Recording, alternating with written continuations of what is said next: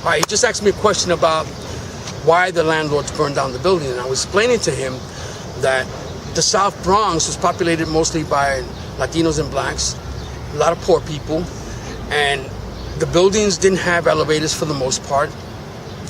They weren't collecting big rents because they couldn't. A lot of tenants, as you know, were hooked on drugs or just so poor that they would spend their rent money and not pay them rent for months at a time. The landlords burned buildings to get the insurance money because they were losing a lot of money because no middle-class families weren't living here. This was, at one time it was, but then once the Latinos and blacks moved in, it changed. So the real estate value went down. There was a lot of reasons, but they used the gangs to burn down buildings, but they would warn people. They would go knock on doors and stuff like that. Hey, the building's on fire, but it was really actually them that set the fire. You know what I'm saying? They didn't want people to die, but even though some people really died, I know my family and I experienced that firsthand because one time we got burned out of a building, and at about 2:30 in the morning, the people banging on doors, wake up, there's a fire. But the whole building was on fire by then. My mom saved my life. I was a kid.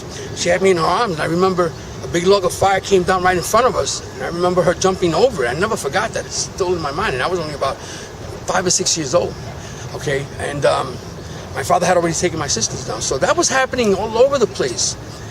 This place was like a war zone. It was like, when you see pictures of England even, after the end of World War II, and many places in Europe that were all burned down from bombs and all that stuff, that's what this place looked like, except it wasn't bombs. It was buildings being burned down, by the hundreds.